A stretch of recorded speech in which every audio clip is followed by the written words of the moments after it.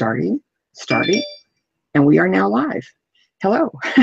Sorry about being a few minutes late, guys. We're just kind of getting the technical side of everything wrapped up. Aaron Nabus is attempting to join us, and we are going to be talking with him about SDCCfit as soon as he does join us. But for now, we are joined, myself, Alyssa Franks, are minus Englishman in San Diego. So we do not have Leonard today. So both me and Mark, who I will introduce in a moment, will be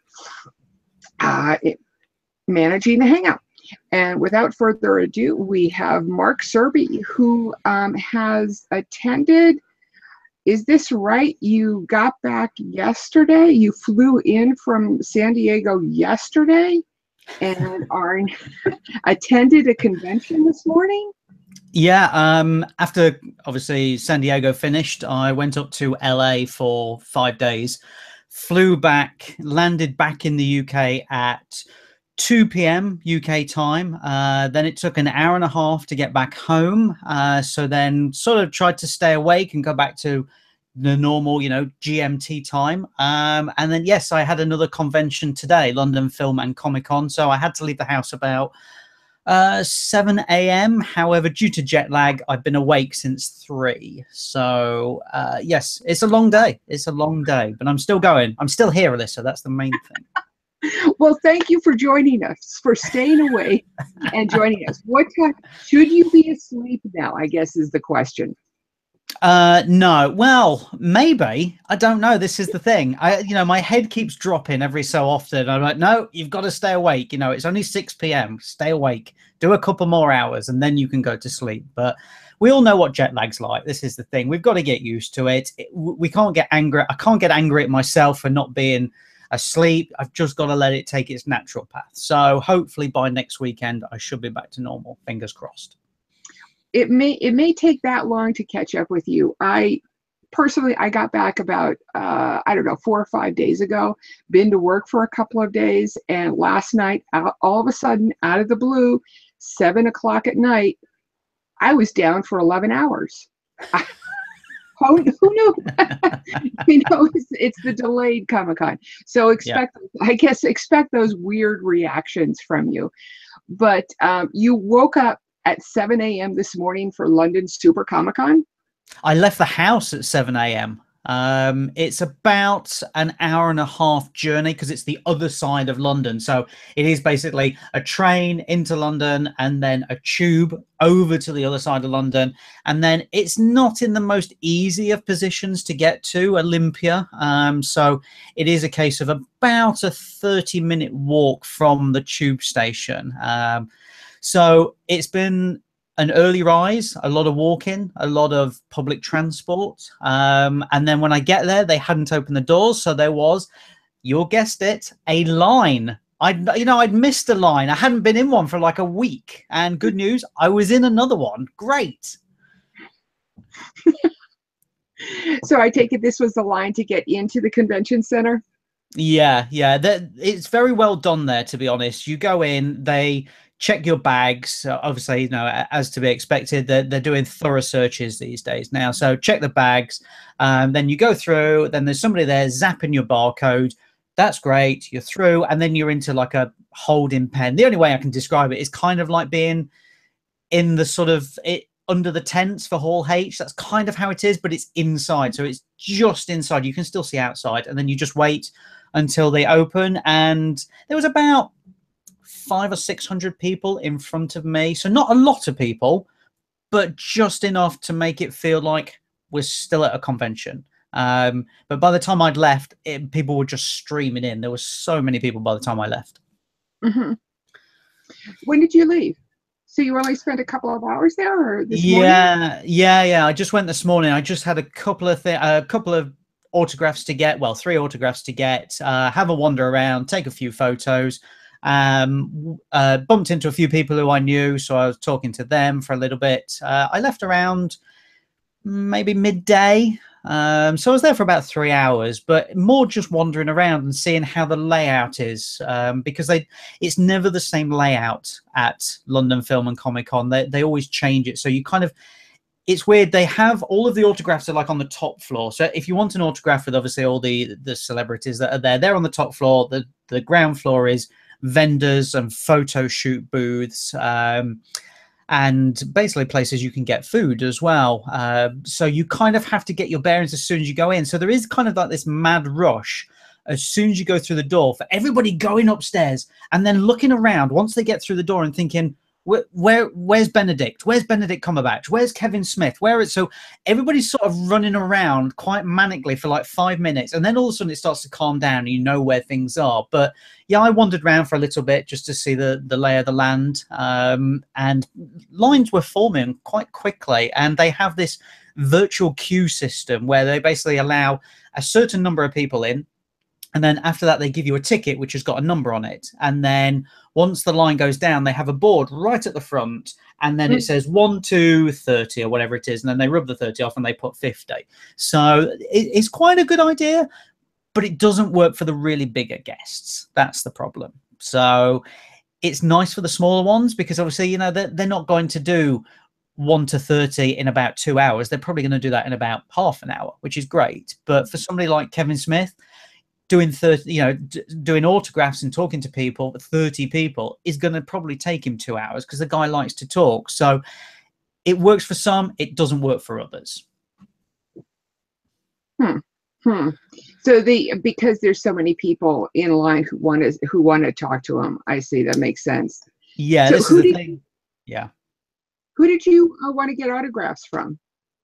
So I wanted to get an autograph from Michael Madsen because obviously he was there and he'd been signing stuff all weekend. So I wanted to get, there's been a new Donnie Brasco Blu-ray release here in the UK. It just came out maybe about a month ago. It's got all new extras and everything. I was like, oh, I'd quite like to get that signed because obviously he was in that. And then also I took him a copy of the book because, you know, it's an Al Pacino film. So I gave him a copy of the book, and so we were talking about it and talking about him working with Pacino and stuff like that. It was really nice to stand there and actually talk to him because, you know, sometimes you go to people and they just sort of sign and then it's on to the next one. But in all honesty, most of the people there who I've seen sign have spent time with the fans and actually interacted. And Michael Madsen certainly spent time with me talking. And then I kind of walked around, but Tobe Hooper was there, you know, the director of Texas Chainsaw Massacre and Poltergeist. Yeah, I mean, this is a strange one because obviously I don't know if he does many conventions in the US. He certainly has not done any here in the UK that I'm aware of. And obviously the guy's getting on a bit now. He's now 73. So I'm thinking I need to get something signed. So I went over to see him, but there was a huge queue. Like the line was really long for him as well. It was like, I didn't think he was this popular. But then when you realize that maybe he doesn't do this many, you can understand why.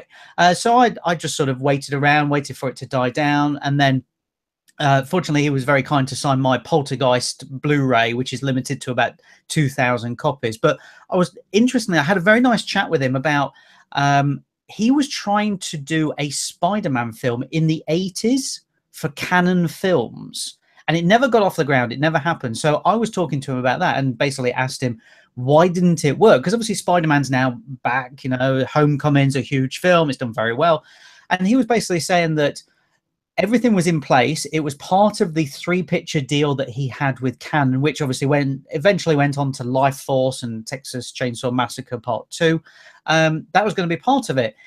But what stopped them was the technology. They didn't have the right CGI, so to speak, for the web slinging and the web shooting and everything else like that. And he said everything that they tested just didn't look right. So in the end, they kind of binned it off because they didn't feel that they could make a decent film because they didn't have the technology. So I said to him, was there a script? He said there was kind of one about, but it was going to be rewritten quite several times since then. But interesting to talk to him about a film that never happened, because obviously this happens a lot. You know, directors do talk a lot about films that they've got coming up and then they're never made. So somebody like Tobe Hooper and George Romero had lots of passion projects in the 80s and they never got made. So it was nice to talk to him about Spider-Man. And then I just kind of wandered around and was waiting for Alicia Witt. Do you know this person, Alyssa, at all? I don't. She was in The Walking Dead, and a few other bits. She's also a singer. So I was kind of waiting for her, and she was kind of out in a hallway. It was really strange to put her and a few others who I thought were kind of, you know, big signers, big names, out into this hallway. There was no lines at all for them either. It was kind of an odd situation. I wasn't sure if people had started to line up yet, or if they were just waiting for her by the table. There was kind of like this odd vibe as to, should we stand here or should we keep moving? She turned up late, so she didn't turn up until probably about 10:30, 11 o'clock. By that time, fortunately, there was only about 3 people in the line, so I jumped in very quickly and had a very nice chat with her. Once again, sorry about this shameless plug-in, but once again, she was in a film with Al Pacino, so I took her a copy of the book and got her to sign. And there's something beautifully ironic about this. Got her to sign my 88 minutes DVD, which is one of the worst films Al Pacino has ever made. It's a real-time thriller called 88 minutes, but it's actually 102 minutes. So you tell me where that's going wrong. But she was very happy to talk, and I gave her a copy of the book. I've got a really nice picture of her, which I will tweet later, of her reading the book. But she was really nice. And then I just sort of wandered about and got caught in some traffic of Benedict Wong. He was off to have his photo, and I was stood in the way, didn't realise, so security moved me out of the way. Also, Will Wheaton, I was kind of stood in his way as well.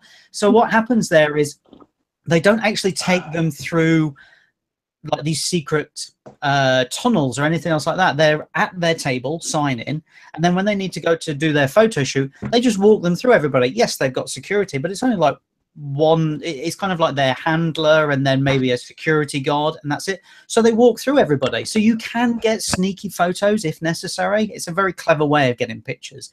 So that worked quite nicely. Yeah, and then I just sort of wandered about. It was interesting to be there very early. I think if you're going to do it, get there very early, considering the talent that they have there. You know, Kevin Smith, Alan Tudyk was there, Mads Mikkelsen, Benedict Cumberbatch was there, Alison Hannigan, her husband, Alexis Denisov was there. So they have these big names, but you really do have to get there early if you stand any chance. My friend I bumped into... Sorry, go on, Alyssa. This is a Showmaster show event? Yeah, Showmasters. How large is it? I mean, how many people attend? Just an idea. Yeah, I would say maybe in the region of about 5,000 to 7,000 tickets a day, something like that. It's quite a large venue. Olympia's quite a large venue, but strangely, it didn't seem like there was that many in there, even when I was leaving. But the funny thing, but some of these people, as I said, some of them turning up late. Pamela Anderson is there all weekend. Not sure what she's there for, really. Doesn't really fit in with the model, I don't think. However, had a friend who was trying to get an autograph with her. He went on Friday and he got a virtual queue ticket number of 200 and something. She didn't even make it past 100 on Friday. On Saturday, he turned up early and he got a virtual queue ticket of 129. She didn't make it past 70 yesterday. And then by chance, he'd text me to say, you know, I'm not going to bother. I won't see you there, etc. because of, and he was telling me this. I walked past where she was meant to be and somebody was handing these virtual queue tickets out. So I took one just to see what the number was. It was 89. I'm thinking, oh, that's quite a low number. So I rang him and said, look, get down here. I've got a ticket for you. So he came down and we were stood talking. And then I said, right, let me know how it goes. This was when I left at 12 o'clock. She still hadn't turned up. And then following social media, it seems like she turned up for her panel just before 2 o'clock. So she had a panel, then she had, which was an hour. Then she had either half an hour or an hour's photo shoot. Then it was going to be the signing. So that's 4 o'clock. Now, bearing in mind they shut at 5, she wasn't doing that many autographs. And they basically, he sent me a message basically saying that they turned everybody away. Anybody who had a virtual queue ticket, they turned away. So that's disappointing. when you have somebody like that. And I think that they turn up so late, because she could have got through so much more. And was she charging for signings, or was she was it as she was charging and she didn't? Yeah. Cool. That's not cool. Yeah, I don't know how much she was charging. I think it was I'd be tempted to say somewhere in the region of about 50 or 60 pounds. So yeah, she didn't turn up until this afternoon, which, it doesn't look good on her, because obviously we hear about all of these celebrities and star signers, and when they start acting like the diva in front of the fans, it really turns people off. And we don't get somebody like the caliber of Pamela Anderson over here that much. So you try and take that, but when she's not turning up, and she's not, she's not. To be honest with you, she's not an A-list. She doesn't have that. She doesn't have the gravitas to be able to pull that kind of diva attitude. And I guess I should have pulled a punch there, but I'm not going to, because no, you're exactly right. The funny thing was, I was talking to some attendees while I was walking around, and they were there yesterday, and they were saying that basically security had cornered her off, so you couldn't see her. And then when they moved, so people would like trying to get sly shots in, with their long cameras and everything else like that, as you normally do at a con. You're not getting close unless you want something signed. So they decided to put some, I can't remember what he told me. It was either sheets or like tarpaulin or something like that up, so nobody could see her. So she was in a closed off area, and they had 8 security around her. And I'm thinking, come on. This is ridiculous. You've got bigger stars. Mads Mikkelsen is one of the biggest stars around at the moment, and he's sat over there. I can see him. I could wave to him. That's the thing. But you get this diva attitude.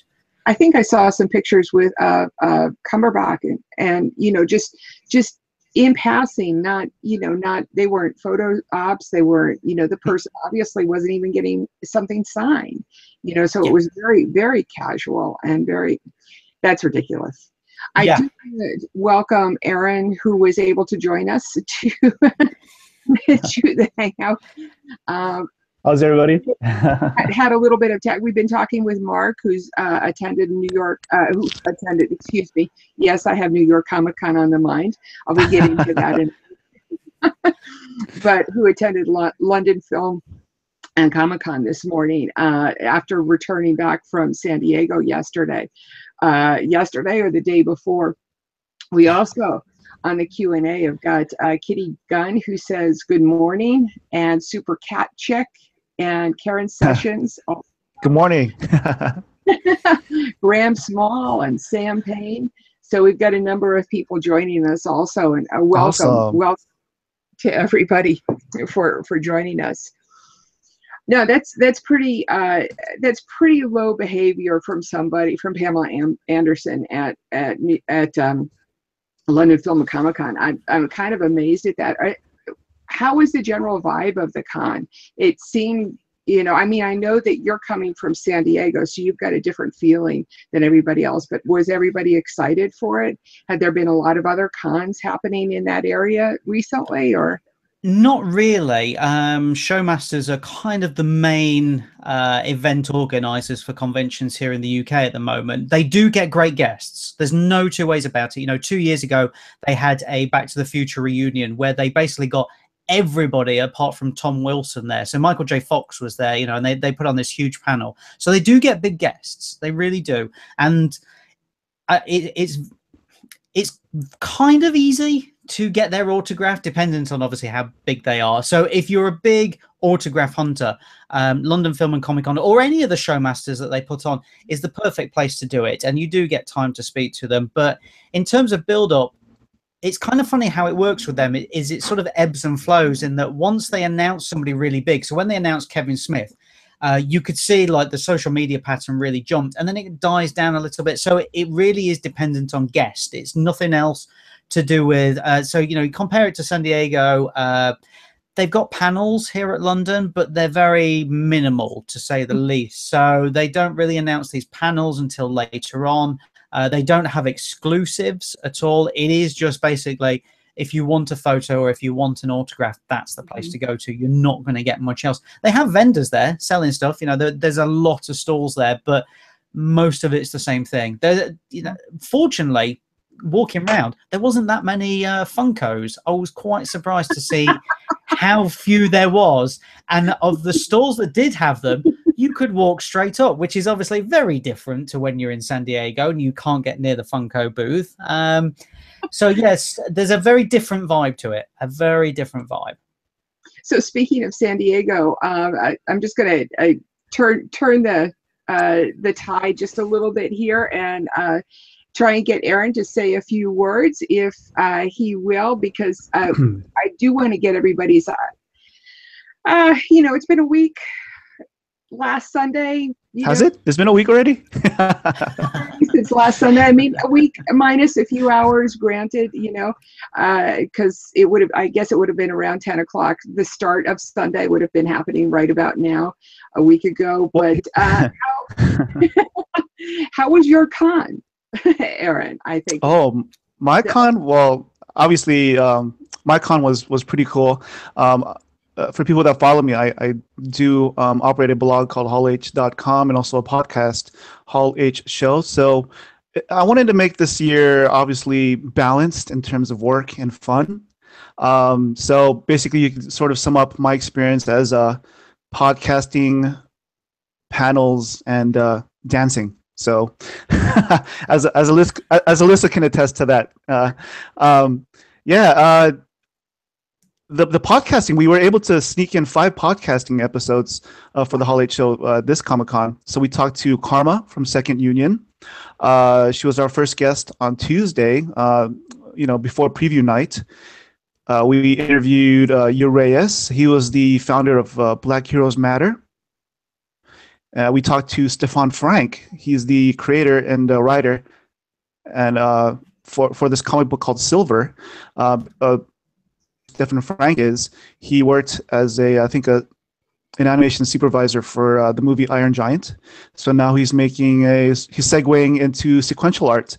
So yeah, this comic book Silver is pretty cinematic in terms of the panels and the perspectives. So I recommend people check out that comic book too. Basically, it's the gist of it is sort of like sort of has like a film noir feel to it, and it's basically these guys who are trying to steal, you know, these vampires collect silver because it makes them feel alive, because people who are, you know, immortal, they need a challenge in life, you know, so they collect silver.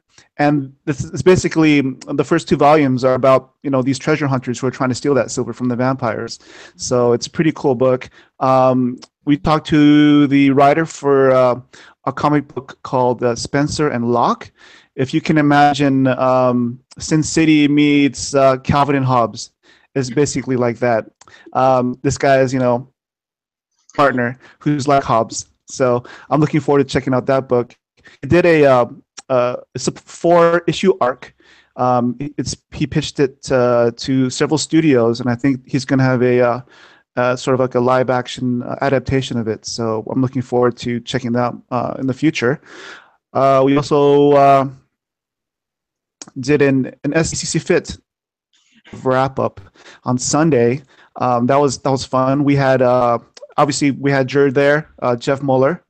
We had Kevin Walwyn, you know, the editor-in-chief for Friends of CC Blog. We had Karma from Second Union. We had Stephanie, Undead Steph, on Twitter, and her husband, Brian. So that was a pretty cool episode. It was cool to see everybody there. Everybody was... I was so... I'm sorry? I was so sorry that I missed that. I really had wanted to come. Oh, yeah. It would have been awesome to have you there. But... You invited a number of different people on it. Yeah. Right between the time of the Comic-Con Talkback panel and trying to get over to a meetup that was planned, so I couldn't quite make it at that point. Perhaps we can do it at another time. Sure, definitely. But you know, I didn't expect Talkback to go that long. I know that Talkback is at 4, and I had planned for 5:30, and I knew you guys had a meetup at, like, you know, afterwards. So we'll try again next year, or at some other time.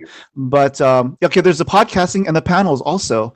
It's kind of funny because at hallh.com, you would think that we cover Hall H stuff, but we're sort of an ironic kind of blog. We sort of cover everything else besides Hall H. So, I mean, because especially at San Diego Comic-Con, there's so much more to do besides Hall H. I mean, props to the people that are willing to stick to Hall H. I have mad respect for them. I haven't been to Hall H since before 2010, so that's how long that I haven't been there. But for us at hallh.com and for yes. A week ago. Oh, since I've been in. Okay, but the panels were awesome this year. Rob Salkowitz, he's a guest. He's a past guest on Cup of Tea SDCC. I went to a couple of his panels. He had a panel with underground pioneer Dennis Kitchen. That was an interesting, sort of look at underground comics and the history of it, especially starting during the hippie movement back in the 60s. So that was an awesome panel, and I wanted to attend all of Rob's panels, but he just had so many, and there's some other panels that I wanted to watch. I wish I could just multiply myself somehow and just attend everything. But the other panel that I attended that Rob moderated was the sort of pop culture Shark Tank panel. And I'll be posting a video of that too, because you need to check out Tony Kim, his the CEO of Hero Within. His pitch was pretty much spot on, and all the panelists on there, the judges, so to speak, said. Rob had asked him at the end of the panel, if I were to give you $200,000 each, and you can divide it amongst the three presenters, or you can give 100% to one person, who would it be? And unanimously, they said they would give $200,000 if they could to Tony Kim. Wow. So yeah, so his pitch was pretty spot on. And then since we were sort of celebrating Jack Kirby's centennial, I wanted to attend a couple of Jack Kirby panels. IDW had a panel as well. It was pretty much, Kevin Eastman and That was on Saturday. I'm sorry. The Kirby panel. Yeah. At IDW. Yeah. That was the one I where attended that one. They gave out an artist edition book to one of the fans. Oh yeah. And they also gave out a sweet poster to everybody, which I'll show later. But yeah. Thank you. And maybe yeah. So yeah. What was that? And maybe I can barter for it. So yeah, so they had they had Kevin Eastman on that panel, they had Walt Simonson on that panel, and a whole slew of other people just waxing poetic about Jack Kirby and a bunch of his past stories that they related. And the second panel that I attended concerning Jack Kirby was right after that. It was a gentleman by the name of Arlen Schumer. If you're not following Arlen online, you should, because that guy is just a wealth of information. He's an authority on Silver Age art and artists. And so if you watch the documentary Batman and Bill, it's about Bill Finger. Arlen Schumer shows up in there as somebody talking about Bill Finger. So, but he's really knowledgeable Jack Kirby, and his visual lectures are just they're just. I could watch his visual lectures, all day, basically. He should have a panel for 3 hours, to be honest with you, because he had that much information. I've seen that Batman and Bill documentary, and it was fabulous. It highly recommended. We talked about it a number of times. Did you have a chance to see that one, Mark, at all? Yeah, I've seen it. I'm a huge Batman fan, so yeah, I did watch it. I like it. I think it gives good information. Kind of felt it was a little bit self-serving at times, but the final payoff, the money shot in the cinema, I thought was very well done. Yeah, good. And the third panel that I would recommend people going to every year, he has the panel there all the time, is an artist named Brian Tillman. He's based out of Baltimore, and his panel was about how to promote and pitch yourself. And it's really animated. He's so, he gets the crowd all excited. It's an awesome panel to attend. I just love going to that panel every year. I learn something all the time. And for those of you who think that comics are dead at San Diego Comic-Con, especially when it comes to the indie movement. There's a few people that we were glad to have seen at Comic-Con who we've had as guests on our podcast. The first one was Jupiter Jet. It's a comic book created by a husband and wife team. They their names are Jason Inman and Ashley Victoria Robinson. You may recognize just Jason Inman from DC All Access. He's one of the hosts there, and Ashley works at Top Cow Comics. But together, they also have a podcast called Geek History Lesson. That's another podcast I sort of recommend. They sort of the gist of that podcast is that they sort of concentrate on one character. Take Nightwing, for instance, and they delve into the history, all the recommended readings that they can find out there. They'll talk about an hour just on that one character. So I learned a lot from that show. So all of these podcasts that you did during the convention, they're all on your Hall H. All up yet? Well, not yet. Not yet. I'm sort of easing back into to reality. I had like 360 emails were waiting for me on Monday. So being a project manager at work, it's like, I think they missed me. So there's a lot of projects that I sort of had to, get back into and organize. So this whole week was just me catching up. So I really haven't had a chance to sort of organize all the content that we got at the San Diego Comic-Con, but I will for the next month, get everything prepped. Another person that was on our podcast. Okay. I'm sorry. But eventually, you will be having all of these up on the hallh.com. Oh yeah, site. Yeah. We will have out of the 5 podcasts that we did at Comic-Con, we did post one already, the one with Karma. The next 4 I'll start rolling out, and all the video that I took, I'll start putting up on YouTube. Going back to sort of the indie comic book creators, besides Jupiter Jet, we had a person that we had on, his name is Keithan Jones. He started his own comic book publishing company called Kid Comics, and he just had a successful Kickstarter campaign for his 3rd issue, this comic book called Power Knights. So yeah, it was just awesome, and it's something that we enjoy following on hallh.com.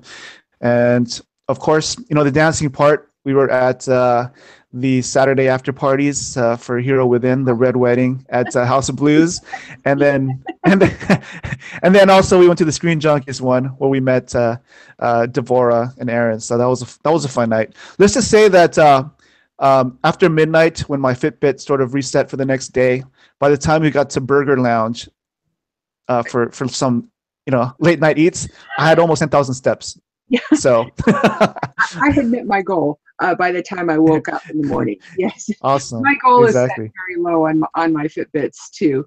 So, but right. It's kind of interesting. I mean, all 3 of us, I think, went as press this past year. I took a very late. We weren't approved for press, so just to clarify that. Understood. I kind of took a more laid back approach. You seem to attack it very intently, Aaron. How did you, Mark? How did it being press? How did it affect your con, and what were some of the highlights? It didn't really affect it that much because the stuff that came through, most of it didn't really interest me. The bits that did turned out to be from people based here in London. So I said to them, why are we going to do something in San Diego when I can just come to your office a week later and do it there, and we've got more time to chat? So most of the stuff I lined up is actually going to be later on, in a strange sort of fate, really. So it didn't really affect it that much. Saturday afternoon, I went off and saw some people for some business bits and whatever else. So yeah, Saturday afternoon was kind of my press bit of going around and seeing people. The rest of it, I was just kind of taking notes, taking some photos. They're all going to be up on, obviously, an Englishman in San Diego, doing some other bits as well. So yeah, just kind of, milling in and out, remembering bits, but then also just enjoying the con a little bit. Mm-hmm. What was the highlights for you, Mark? That's a good question. I mean, I'd said obviously last week when we did the wrap-up show that even though I don't watch Supernatural anymore, you can't fault what they do in Hall H. You know, opening with Kansas singing "Carry On My Wayward Son." I mean, that's the way to open a Hall H show. You know, Marvel and DC, and everybody. You know, Game of Thrones be damned. All of that. That's how you open it, with a gig. You know, so they were very good. And interestingly, I kind of sat in the room to see the Hanna-Barbera 40th anniversary panel. It was in a very small room, but we had to get in there early because we knew it was going to be busy. So we got in there about halfway through Max Brooks's panel, and he was talking about a book that he had written about Minecraft. So he'd written this book. However, it was when we got in there, he had got to the Q&A section, and all of the questions, everybody lined up, were children. So all of these children were asking him questions about Minecraft, but the answers that he were giving were brilliant, because it was basically, he was talking directly to the kids and answering, you know, how do I build a lake or something like that. I don't know. I don't play Minecraft, so I don't know. But what he was actually doing very cleverly was also relaying it back to real life. So some young boy asked him about, oh, you know, my friend had this problem with bullying of somebody else who built their house next to my friends and whatever. So basically it was a bullying question. So then Max Brooks replies back to say, well, this is how you deal with it, but, you know, bullying in real life, and went off on this really interesting answer about how you should deal with bullying when you're a child. And also, my dad was bullied, you know, obviously with the critics and with the press and everything else like that. So he gave all of these fantastic answers. The kids went away and were like, oh, that's great. He gave me an answer on how to do this on Minecraft. And all of the parents were kind of sat there and thought, well, he's answered our question on bullying, or he's also answered our question on, you know, where do babies come from? This type of thing. And I'm kind of sat there thinking, this is a brilliant panel. And I didn't even mean to be here. So I was really impressed with what he did. Really impressed. Mm-hmm. He's the same guy that wrote the iZombie. He wrote a zombie. World War Z. Yeah. Yeah. Interesting. Yeah, that's the thing. It's an interesting change. You can see the change because obviously Minecraft is huge. But at the same time, this book it kind of spans Minecraft, but then it also kind of spans how to deal with things in everyday life. So I was really impressed with the panel, and I wasn't really there. You know, I was on my phone for a little bit, and then I put my phone down and thought, I'm going to watch this because this is really interesting. And then, you know, these programs where it's like kids do the funniest things. Well, right. That's kind of what it was as well, because he would answer the question and then one of the kids would go, yeah, that's great. But then also my second question. And I'm thinking, no, you only get one question at Comic-Con, but nobody's told these children. So like some of the kids had like 3 questions, and it was quite funny because they just kept going on and everybody was laughing, and they were like, no, I'm going to ask my 3rd question. I want to know how to get a dog in Minecraft or something like that. Yeah, I really liked it. And yet I shouldn't have been there. That was the thing. So yeah, it's not a highlight, but I'm pleased I saw it. One of those serendipitous finding moments that you have that you can only have at San Diego Comic-Con when they don't clear the rooms out. I just want to get back to the Q&A. Corgi Commander said he's probably not going to be doing Hall H, just to, because we were talking about that a little bit before. He's not going to be doing Hall H next year, to which Graham Small says, thank you. I hope that 3,000 other people think that same thing, and because I want to get Hall H. As I was saying, I did get into Hall H, and I have to say that it was interesting. I every year, this time of year, I say, was it worth the dedication? And I find that to get into Hall H, and I find that I actually kind of enjoyed the sleep out a little bit more than I enjoyed Hall H. I found myself sleeping in the seats during a couple of panels, although I will say that the one panel, and you'll have to help me, Mark, for the Atomic Blonde lady. Charlie Theron, yeah. That was pretty impressive. They showed a clip for that, and I know that the movie has come out. Have you had a chance to see that movie yet? Yeah, I saw it at Comic-Con. I went to the Atomic Blonde screening that they had on the Saturday night. I mean, I like it.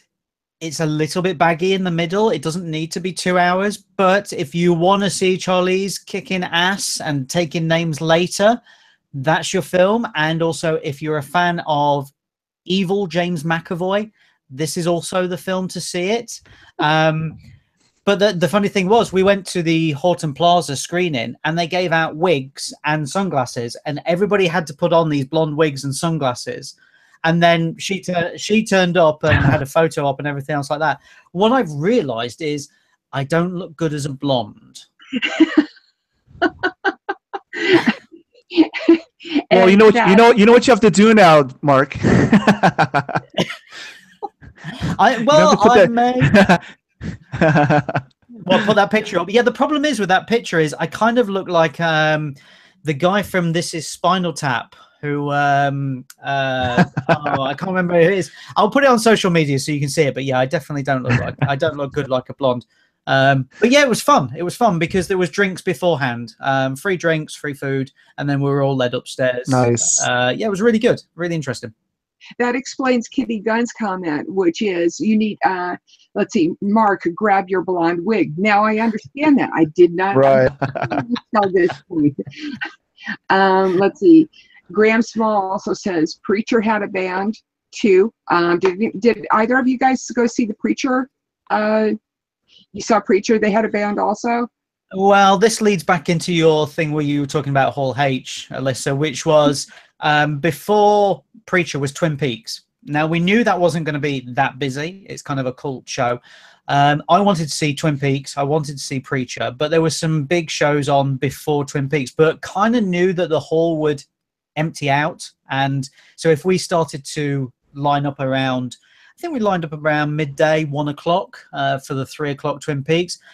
And then we never got in. Even though we knew people who were in Hall H and were tweeting pictures to show that it was half empty, everybody in those shoots was there for Twin Peaks and nobody was let in. And then when Twin Peaks finished, we waited and thought, okay, it's okay, we'll get in for Preacher. No, they let us in for Preacher about 10 minutes after it started, at the exact point where they were showing a video. So it was pitch black in there. So we couldn't see where to sit. We had no idea if we were sitting on top of people. It was absolutely terrible. The line management of that day, which was Friday, was terrible. Absolutely terrible. It really was. And all of these Twin Peaks fans, and there was 2 people stood next to us. They'd never done Hall H before. And I said to them, don't worry about it. You'll probably get in here because this is going to empty out and it's just going to be Twin Peaks fans and Preacher fans. The Defenders fans will come in. And they gave up. They gave up because they'd been waiting 3 hours. And I said, I'm so sorry. They should have let us in. As you can see from these pictures, it is half empty. Right. I think, I mean, I hesitate to put reason where I don't know that this is a reason. So this is just a guess on my part. I know that with a talkback panel, when I finally got let into the talkback panel room because they had closed it, it felt as though it was about half full, a half or a third full, and that a lot of people had left. I suspect that, and it was closed due to the fire marshal. So I suspect what may have happened in Hall H on Friday was that due to all of the bathroom passes that had been handed out, they weren't sure how many people were going to come back in, so they kept the hall closed because they didn't want to have all of these bathroom passes coming back in and having let all of the people into the room, and then the room would have been at over capacity. That was probably the thinking of the fire marshal at that point. Unfortunately, as you demonstrated, it left a lot of people out in the cold, or in the bright sunshine, I should say, and not in the room. It may indeed be something that they look at for next con, in addition to all of the other line problems. I kind of wanted to stay away from line problems though today. Yeah, we should do. We should do. Yeah. That's not just an hour's discussion, is it? That's no. We could do the whole rest of the show on line problems. Yeah. So that was the thing. Aaron, let's see, Graham Small. Best thing outside the center was the Raiders, Rebels, and Superman concert with the San Diego Symphony Orchestra at Copley Center. That sounds interesting. Was that back at like towards Horton Plaza? Is that where Copley Center is, or am I misunderstanding the layout of San Diego? You guys, yeah. It's more towards Horton Plaza. Yeah. Okay.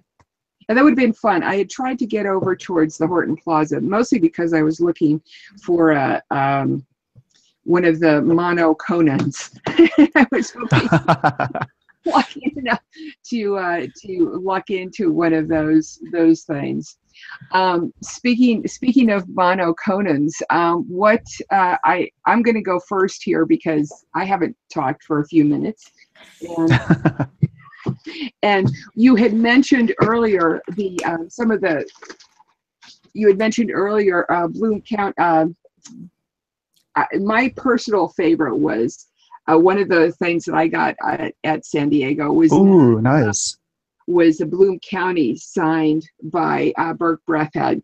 I was just taking a look at it this morning because I finally unpacked one of my suitcases, which kind of goes into my post-con depression state, and turn to the first page, and what do I see but Steve Albert, the main character, in a drunken vodka state, complaining about extensionism and Comic-Con. Not Comic-Con, but it was particularly appropriate. So if people choose to enjoy things, choose to go through all of their precious possessions, this one is definitely one of mine. I also managed to get a couple of the Conan Pops, which I've been very, very happy about. But those, I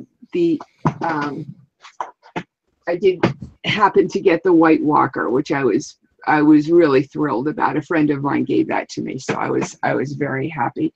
Did you guys get anything of interest at con, or was it more about experiences for you? It's a little bit of both. For me, I guess I'll start off with the B. Oh. So that was the print that they gave out at the at IDW. I'm sorry. Who did the art for that? What? I'm sorry. Who's the artist of that? I'm not sure. Let's see here. I mean, it definitely looks like it's a takeoff, or did they hold some of his work together? I think they may have sampled some of Jack Kirby's stuff and sort of pieced it together. Mm-hmm. And then another interesting thing I got. I'm a pretty big Vampire Hunter D fan, and for those of you who follow an artist named Agnes Garboska, she does My Little Pony for IDW, but she did her take on Vampire Hunter D. It's like a little thing there, and then when I was getting it from the Stranger Comics booth, they had pulled it out, and then they said, "Oh, Agnes is here. You can probably get signed, but this one was already signed. But I hope to meet her in person. That'd be pretty cool." And then some more Vampire Hunter D stuff. I got this comic book cover that I guess it's a glare, but pretty much it's pretty cool. I follow another artist called Art Germ. I didn't get a chance to meet him at this year's con, but he's a person that I really want to meet in the near future. Sticking on the IDW tip, there's an artist that does cover art for some of the comic books, Jin Kim. He does Transformers. So he did these little chibi versions of G1 and G2 characters. So that was pretty cool. I mentioned Keithan Jones earlier. I picked up his number 3 for his creator-owned comic book, The Power Knights. I also mentioned Jupiter Jet. This is pretty cool. It's pretty much about a 16-year-old who has a jetpack, and she saves the day. And then I mentioned Arlen Schumer. I picked up his book, It's pretty hefty. Ah, It's not as big as Mark's Mark's book, but but it's pretty cool. We have a bunch of like oh, nice. art here. It's pretty cool. Yeah. So I'm looking forward to delving into this. Yeah, this book right here. If, like I said, if you guys aren't following Arlen Schumer, check him out online. He's pretty cool. And that's pretty much what I picked up at Comic-Con. Well, how about you, Mark? I did pick up. Whoops! I'm gonna grab the controllers. I did pick up one other thing that I did, okay. And that was the artist. Oh, nice. Of I could not resist it with the Watcher and Surfer on it. I mean, just. Oh, I love that one. Yeah. This actually sold out. Prior to this, all of the IDW artist editions have not sold out. This one did sell out at Con. I think because of the large format. I mean, this is as it's the older format of the comic pages, so they are much larger than the 11 by 18 that we're currently using. So that, in addition to the Jack Kirby front, this one did. So I had to pick this one up, and it actually traveled back in my luggage with me. My 3 other artist editions got shipped home because they weigh quite a bit, and my luggage was I bet. Wow. And how about you, Mark? What'd you get? Anything? Well, I don't read that many comics, to be honest with you, so I don't go near those. I'm more of a collectibles type person, so I managed to pick up a Coraline figure, which I've looked at it. I haven't taken it out of the box. I'd love to see it all lit up. I'm not going to do that. I also picked up this as well. Did you get those at the and correct my pronunciation of this, the Ladkayev? Leica. Did you get that at the Leica offsite, or was that before? No, that was from NECA. NECA are doing all the Leica stuff now. But I did go to the offsite, and they had an amazing Kubo and the 2 strings figure, which was $100, and I really was toying with it, with the idea of getting it, but I didn't. I got a T-shirt instead.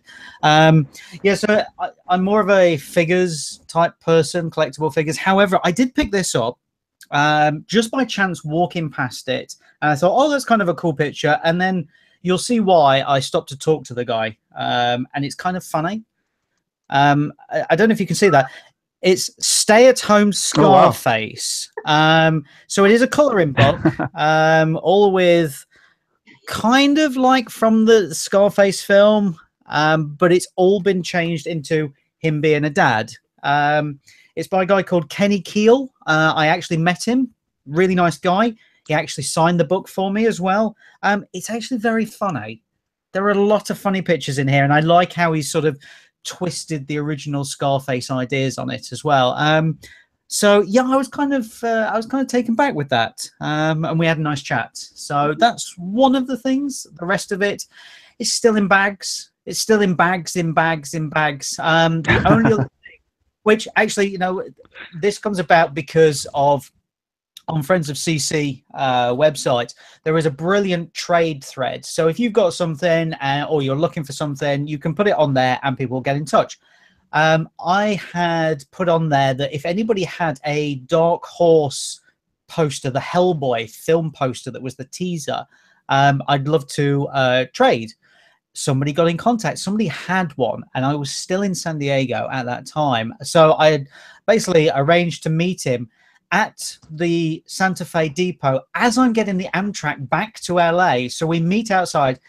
He gives me the poster. I give him some pins that he wanted. So we had this last minute trade-off. So I'm just waiting for that poster to turn up. I had to ship it back to myself because it was too big to come in my suitcase. I won't tell you how much shipping was. It was a ridiculous amount. But I was really pleased to get that because I really do like Hellboy. And obviously this teaser poster for next year is really nice. I think shipping in general, for those of us who live farther away, was hellacious in terms of the cost of it. I know shipping back to me, but I think also because I shipped from the hotel, I think if I had gotten out of the hotel, I could have shipped a little bit better. So how do you guys think that SDCs in general did? We're not talking about lines, just, you know, in terms of, I thought their communication was pretty good this year. I saw a lot of tweets from them. I liked the level of merchandise that they were selling. They seemed like they had a good variety of shirts. The pins, the addition of the pins was really nice. The two pins, one that they gave out with the lanyards, with the not the lanyards, with the badges, the bags, boxes, plus the toucan one that they had for, I believe that they had for sale. Also, what I really liked, and I don't know how much San Diego CCI had to do with this, one of the things I really liked was the transforming of San Diego into SDCC. I mean, with the spread out offsites, and maybe that's just because this is the first year I've really gone to offsites, but having the Blade Runner and the Petco Park and having the things in Horton Plaza and close to Horton Plaza, it seemed like they really did a good job. I know there was a lot of talk before con about Nerd HQ not being there, and so I guess, you know, the question to you guys is, how do you think CCI did this year in general? Aaron first. How about that? Oh, well, I mean, generally speaking, I think this might have been my favorite con ever. You know, just because I mean, just because generally speaking, you know, this was the first time that I actually spent the whole week there. A friend of ours usually gets a room in downtown. This year he got a room at the Omni, so we decided to sort of team up and split the room, and I was there for the duration. And overall, you know, I had a pretty good experience. I didn't go to as many offsites this year, just because I was doing more interviews with some creators and going to different panels. But me, the panels and you know, talking to people, I think for me that was like the best experience that I've had at any con. One observation that I sort of take away is that I noticed in the early part of the week, you know, especially, you know, Thursday, Friday, Saturday, foot traffic inside the exhibit hall wasn't as compact as I remember. I had talked to a couple artists, and they had remarked saying that, yeah, it's not as full as it was the previous years, but they said luckily at the tail end of the con, like late Saturday and Sunday, that business did start to pick up and traffic seemed a little bit more on par as it was in the past. But I don't know if that's due to the offsite events. You know, I'm thinking that's probably, you know, the reason why the exhibit hall probably wasn't as packed as, you know, previous years. But overall, I had a pretty, you know, awesome experience.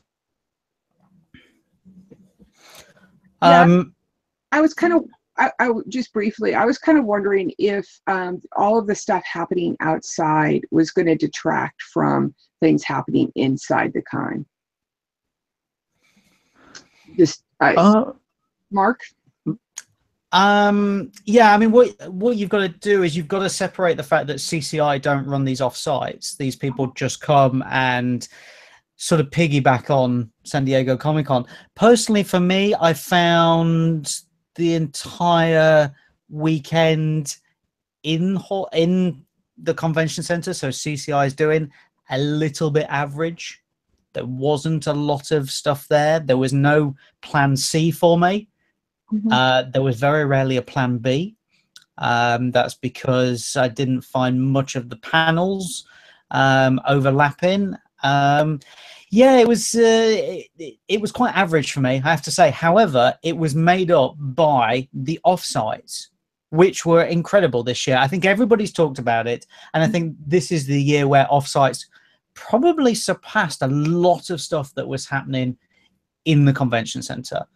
And I think CCI are going to have to be a little bit careful and start to maybe up their game a little bit more, because otherwise people are just not going to get badges, and people are just going to be happy to stand in that Game of Thrones queue for 12 hours, and then the next day be happy to stand for 4 hours in a Blade Runner queue.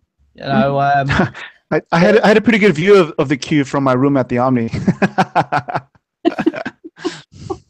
Show off. Such a show off. It's unbelievable. But yeah, Offsite's made it for me this year. Really did. You know, I hit a lot. First time in probably since the first time I went in 2013. Mm-hmm. And it's definitely the most I've hit. I hit them early on, got through all of them. Did nearly all of the FX stuff as well, which I was quite surprised about, because there was hardly any queues, and this was towards midday as well. So CCI in general, I agree with you, Alyssa, that they were very good on social media. They were very proactive on there in tweeting stuff out, but they don't reply back to people. And I know they can't reply back to everybody, but there should be a CCI help thing on there. I don't like the fact that they don't respond to anybody, especially during the con. That kind of seems a bit off to me. Beyond that, yeah, middling affair for me. Interesting.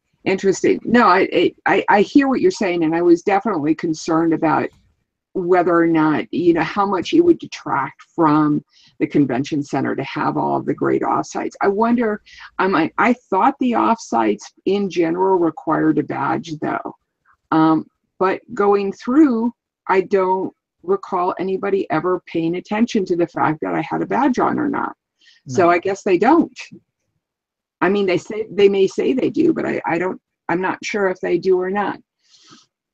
Well, you saying that, Alyssa, the Atomic Blonde screening initially, when word first went out, it was you need a badge to get in. Mm-hmm. And then all of a sudden, some of the people in the line behind us were like, well, we met the Atomic Blondes on the street and they were just giving out flyers and said, turn up. So there was a lot of miscommunication, even with some of the offsite people. And then in the end, it basically, the people who were running the screening just kind of went, oh, you're here, just go in. Yeah. You don't need a badge. So there was actually people in there who didn't have badges at all. Mm-hmm. So yeah, I think you're right in that I don't even think there was one offsite that needed a badge. I could be wrong. Maybe there was, but I didn't see it. Yeah, that scanned a badge, or, you know, made it a point of looking at the badge. Like, yeah. I'm going to use this as a gateway, whether or not you get into the offsites. So yeah. that is interesting. I wonder if CCI has said to all the offsites that they need a badge, but they don't really buy into it. Perhaps. Possibly. I don't know how CCI would police that, though. I think that's the problem, because anybody could turn around and say, you have no jurisdiction here. This is our area. We have rented the car. We have rented the car park. It's not your car park. We've rented this piece of grass. It's nothing to do with you. So difficult. Yes, it would be difficult for CCI to manage it. Yeah. So what do you guys have planned for the rest of your con season? How are you? I mean, I know, Mark, you just went to a con this morning. Are you going to be going to, do you have a few other cons to go to? How are you dealing with post-con depression? Or I guess that's really not a fair question to ask for you, since you obviously just got back yesterday. Maybe and go to Aaron. yeah, go to Aaron first. I'll still answer it, but go to Aaron first. He's dealing with it better than me, probably. What do you have planned for the rest of the season, or how are you dealing with post-con depression?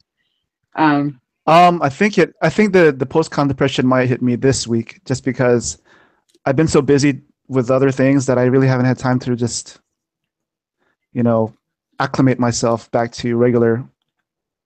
To reality. Plus, I hung out with Leonard yesterday, so maybe that's why I'm still sort of in SDCC mode. So hanging out with him, Matt Dunford, who's the president or chairman of San Diego Comic Fest, and then we were at the Comic Art Gallery at Liberty Station, and we were just in awe, because, you know, both Mark and the guy that runs IDW, the comic book gallery, or the comic art gallery over there, TJ Shevlin. They're just like, they can talk for hours. They can talk your ear off about comic books, and I was just like, I was humbled. I was like, wow.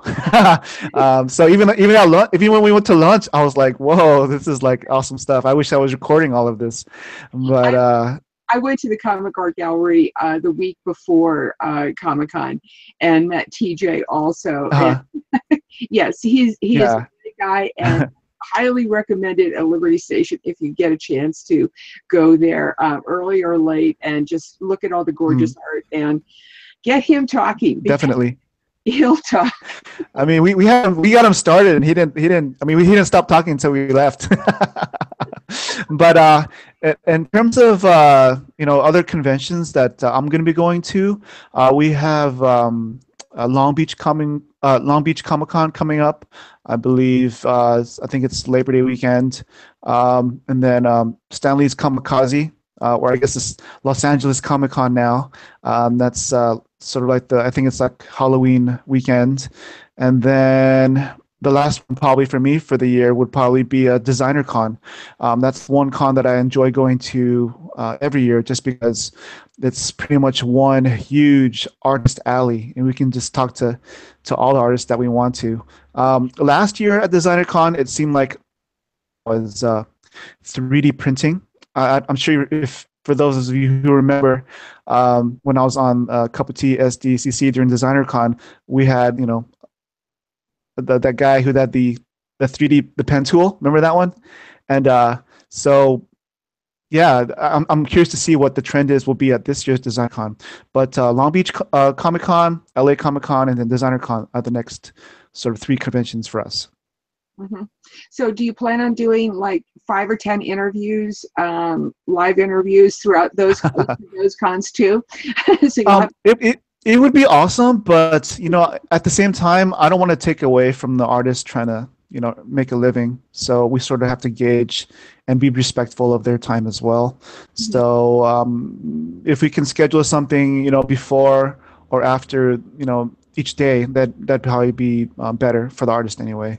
But even if we're just doing little, usually what we like to do is little video promos once we get to a con. So we'll hit up maybe 7 artists on the first day. We'll do like a 1-minute-long video promo, so that we can sort of put it on social media, letting people know their booth number, where they can find them online in case they can't come to the convention. But usually it's people that we follow online on social media, and sometimes, of course, we like to look for new artists that we don't know. So I think that's the beauty of it, going to these different conventions. One thing that I've myself is that I'm an extrovert. I'm not the social butterfly, but it's forced me, like doing the podcast, to sort of engage with other people. And I mentioned Brian Tillman earlier. He does the panel that does how to promote and pitch yourself.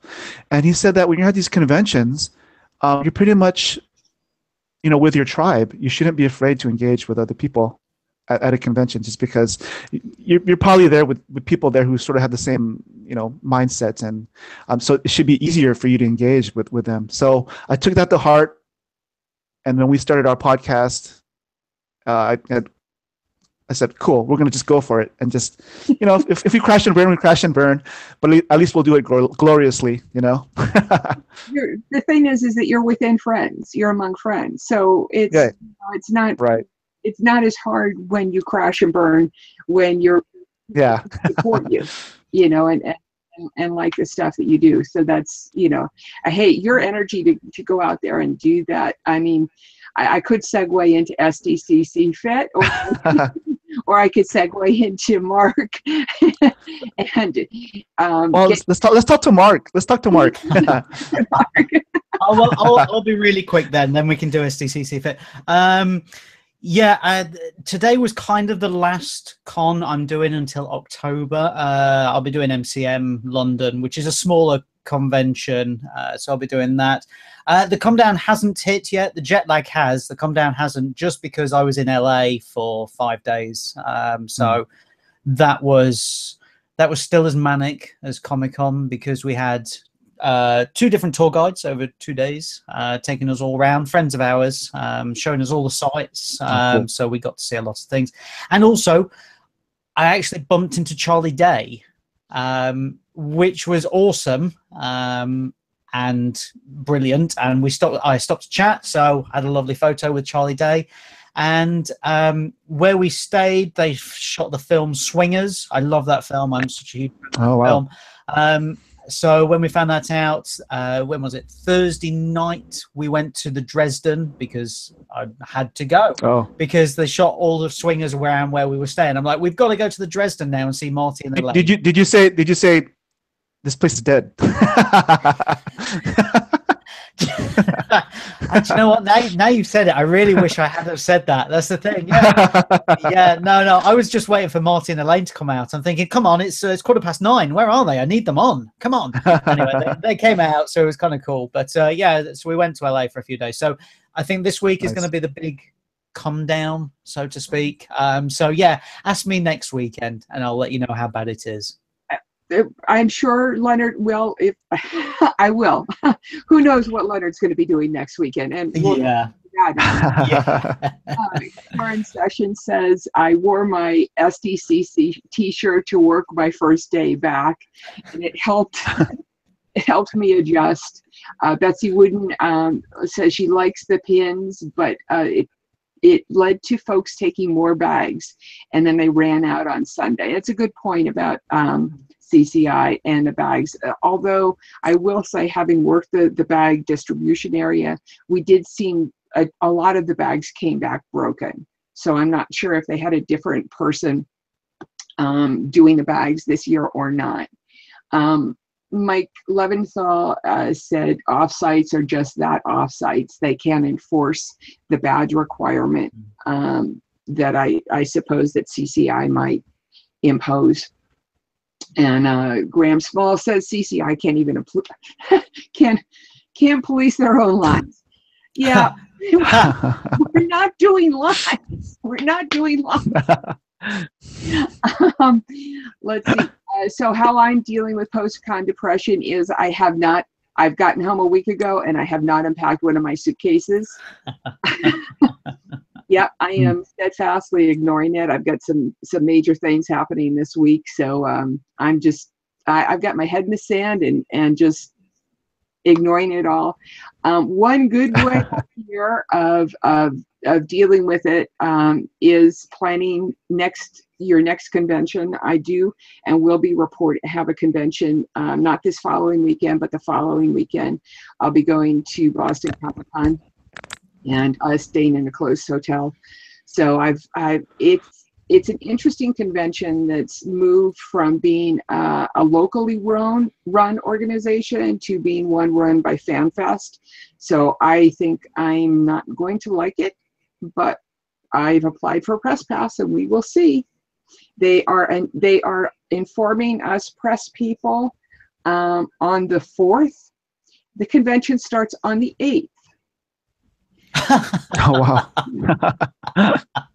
Yeah, well, so we're gonna see. I'm gonna play this one out. Maybe I'll get a free badge.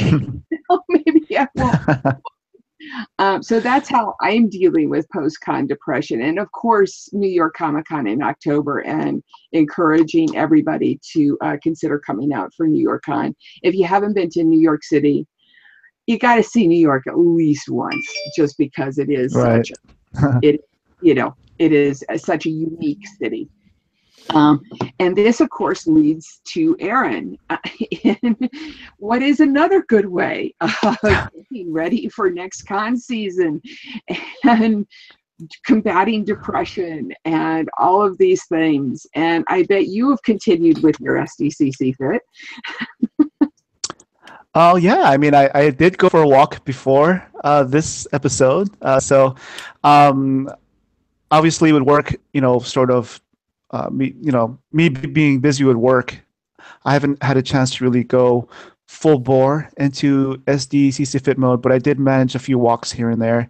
So I'm actually, this year's con, I actually lost like 5 pounds just because of all the walking, and I didn't really eat that much just because I was just so busy running all over the place. But I have to I'm interrupting you because I think I gained those 5 pounds. Oh wow! But I'm gonna say, was it Burger Lounge, the malt shake? Absolutely. The chocolate milkshake at Burger Lounge. E-coin. Okay, I have to say, Mr. Robot's e-coin was, oh my God. I loved it and I hated it because I ate in a lot of new places. So you guys didn't eat very much, huh? But yeah, but I've managed whatever the weight I lost from Comic-Con, I've managed to keep it off, even sort of despite the Korean all-you-can-eat barbecue dinner that we had Sunday night, our post-con sort of team dinner. I ate a ton of food there just to sort of make up for what I didn't eat for the past week. So, but yeah, I mean, getting ready for SDCC 2018 started yesterday. Really, it's something, obviously SDCC is a goal. SDCCfit for it, but like I say, we're getting SDCCfit for SDCC and for life. So it's really about a lifestyle and something that you sort of throughout the year, because I mean it's not just San Diego Comic-Con. You go to other cons as well, right? So Alyssa mentioned New York Comic-Con, and I'm sure there's other Comic-Cons that people go out throughout the year. So you need to be ready for whatever con you're going to be going to, whatever size it is. So yeah, one thing that became apparent to me over the course of this past fall is I had some damage to one of my knees. Oh, yeah, that's right. Minor, cartilage, ligament, just getting old stuff. And she was saying, I've got a PT guy, and she was saying that, you just have to bulk up your muscles. And if you do that, you won't have a problem. So it's as you said. I'm sorry, you broke up there. What did you say? I'm sorry. I had some cartilage damage. Oh, cartilage. Okay. Underneath my kneecap, damage to my knee. And it's basically the thing of, you've got to be strong enough, you've got to be fit enough with the cardiovascular stuff, but you also have to be strong enough with your muscles to be able to deal with all of these little problems that come up over the course of your lifetime. And you'll be a lot happier if you do. Right. And I think this year and last year were the first times that I felt no pain whatsoever. And I think the key to that was being consistent throughout the year. Not just with exercise, but with the choices, food choices. You need to sort of watch. You have to be smart about what you eat, and not splurge. All the time. Obviously, you have to have your sort of your cheat or your rewards meals every once in a while, because I think your chocolate malted milkshakes every once in a while. Yeah, exactly. Right. So I mean, because that helps you be consistent in the long run. Because if you don't do that, you'll have that yo-yo effect on your diet and your progress, and that's what you want to avoid. So being consistent, watching what you eat, and in terms of exercise, one thing that helped me was you mentioned weight resistance.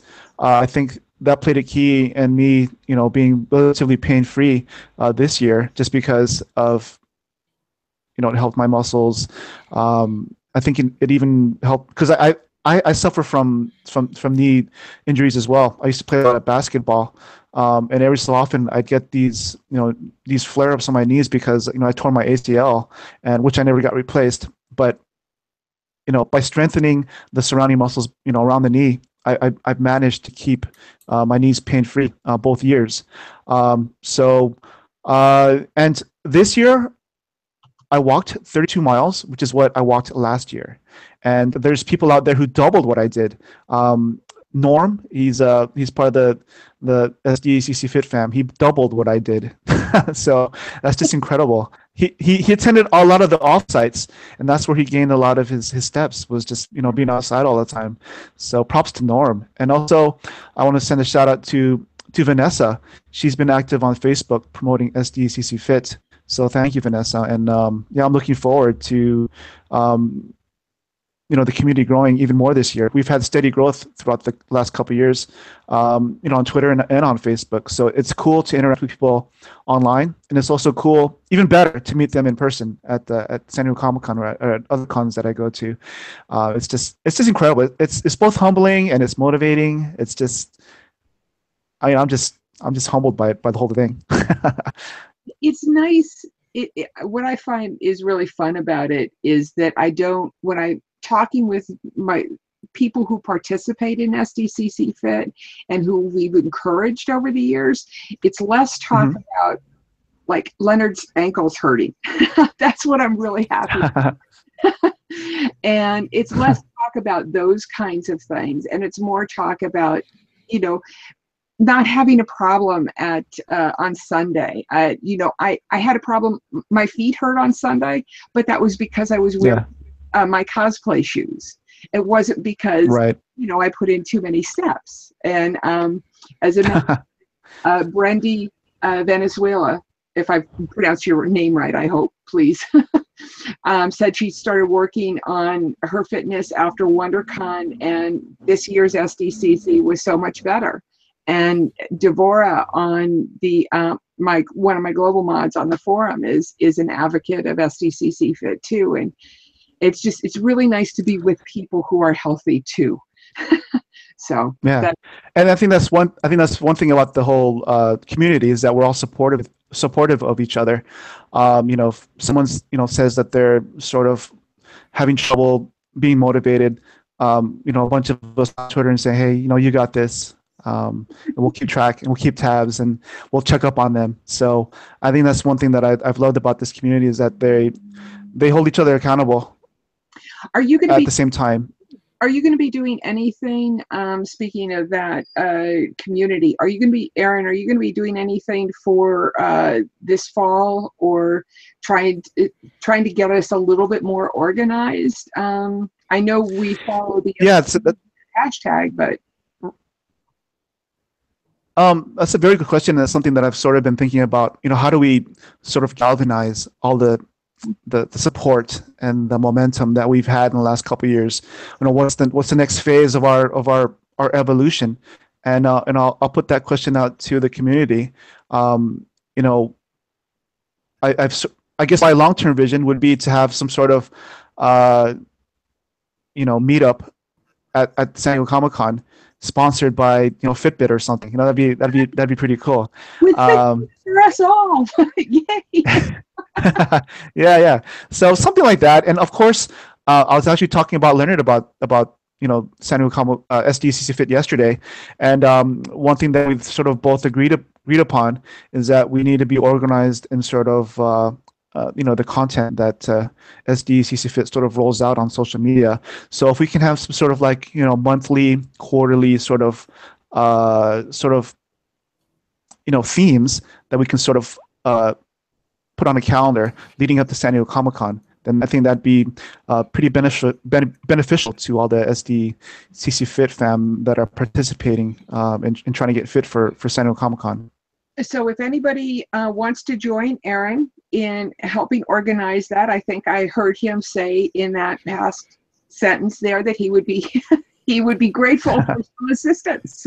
Did I hear that? Oh yeah, I mean, yes, because it's not just it's not about me. It's about everybody. So I want this to be an organic sort of thing, and I welcome anybody that wants to sort of help spearhead the movement. Like I mentioned earlier, Vanessa's just she's going gangbusters on Facebook, just promoting. So yeah, I'm appreciative of all the people that are passionate about SDCCfit. I'm going to change, unless you have something that you would like to add, Mark. Where are you in everything? I've turned the camera on you. Are you here to live? And you're saying, please let me get off so I can go to bed. No, no, I'm all good. You carry on, Alyssa. Carry on. Okay. Okay. I'm just going to shift gears a little bit here and say, so everybody is looking forward to, we did find out that we're going to get pre-reg in the fall.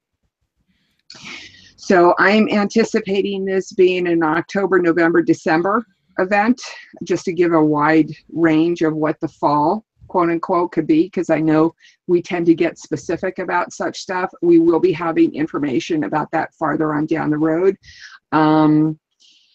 I believe somebody had said that there was a confirmation that it is occurring in the fall this year because, and the reason why, let me back up here, that the reason why it was late last year was because they were trying a new software program that did not work out, but they hope to have things ironed out and therefore go back to the normal schedule. So we will get updated about that. I just wanted to do that kind of a wrap up that we're going on. And then we have the week in television. No way. No, way. The week in TV.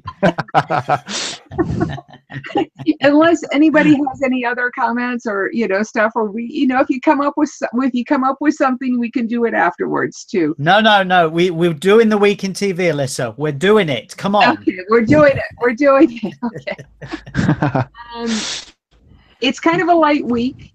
We have the title of the week in TV is Wolves and Legendary Defenders, because Teen Wolf comes back this week tonight, I believe. They're doing a top 10 moments to get everybody ready for Teen Wolf, and then MTV will have their season premiere this evening, right about the same time of Game of Thrones. A little bit before, I guess. So, we'll kind of see how that all works. We also get a season premiere of Rick and Morty. I don't know about you guys, but Rick and Morty has been big in my household with the 17-year-old recently. I'm a little bit tired of Rick and Morty right now. But I get it. I understand. Well, you're going to get off the cuff comments when you talk to me about some of this stuff on occasion. Let's see. We also get a new show called The Sinner, which is a closed series show that USA is putting on with Jessica Biel, who overcomes inexplicable fit of rage. Violent rage, which it sounds as though, have you heard anything about this one, Mark? Or do you, The Sinner? She overcomes this, like I said, this fit of rage, and to uncover the woman's buried motives. It seems like it's going to be interesting. It's not my cup of tea, so I'm probably not going to watch it. I think the production values are good, and I think that it's more of a psychological thriller of who done it and why. So I think that one could be interesting. Let's see. There's another new show that's coming on, which is Comrade Detective. This is on, I believe, on Amazon, is having Comrade Detective. It's it stars Tatum O'Neill. Oh, I don't know, I'm having problems. The premise is that a recently rediscovered classic that the American stars have overdubbed to bring to the U.S. audience. It stars Tatum O'Neill, Gordon Levitt, providing the English language voices for Detective Gregor and another character, Romanian detectives. It sounds like an interesting show. But it's definitely one of those kind of niche shows that on Amazon, it's only for Amazon Prime members, that you may or may not be interested in watching. And we say goodbye to The Tunnel, Cleverman, and Grantchester. So those are the only ones. Did anybody was able to see the sci-fi show, special show? Aaron, did you have a chance to get that? For some reason, my DVR missed it. The sci-fi show with Zach O'Neill. Zach. No, I haven't had a chance to. Yeah. Okay. Yeah, I was wondering. I tried to watch the sci-fi specials that they aired on top of the Manchester Grand, but wasn't able to see that for some reason. And so, it's Zachary Levi? Yeah. For some reason, my VCR didn't catch them. My TiVo didn't catch them. I'm not quite sure why. But anyway, moving on. If anybody has any opinions about Midnight Texas, I'd appreciate it, because I'm looking forward to that one. We're gonna be doing a couple of shows on a couple of articles on that one. My editor-in-chief, Kevin, was able to see that show, and is going to be doing some articles on it. So that's it for me for the week in television. Anything that you'd like to add, Mark, to media? Well, I can add that I have just posted the picture of me in a blonde wig on social media. So if you want to retweet it, feel free. I've copied you in, both of you in, and Leonard. So you can see what I'm talking about, how I look like the guy from This Is Spinal Tap. So no blonde hair for me. No blonde hair for you. No, definitely not. Definitely not. But no, that's me done. Great. Anything else, Aaron? I think I'm good. Just make sure everybody's starting to get SDCCfit. So please, you can subscribe. If anybody's out there, you can subscribe to the YouTube, SoundCloud, iTunes accounts. Leonard would greatly appreciate that. We also do appreciate any Patreon support to help Leonard get these things out there, and that's always greatly appreciated, and it does go directly into helping us continue. And yeah, let's make him an Englishman in San Diego for real. Yes, I'm sure he would appreciate being in San Diego for as opposed to the cold England at this point. Cold and rainy. Are you guys, Mark? Are you guys cold and rainy at this point? Yeah. When we landed yesterday, we walked out and it was raining, and then last night we had torrential rain and thunderstorms. Well, welcome to summer in England. Welcome to summer, and yet now it's bright sunshine. Wow. So, yes, we've had everything in the past 24 hours since I've been back. And where can people find you, Mark? I'm on Twitter at Mark_Searby. That's where I am every Thursday night, reviewing the week's latest films on the Anglian radio station. I then post the audio boom links on my Twitter throughout the weekend, so you can listen to what I think to those. You can find me on Amazon and Book Reads and iBooks and all of those. If you type in my name, you will see my Al Pacino book on there. I think that's it. Okay.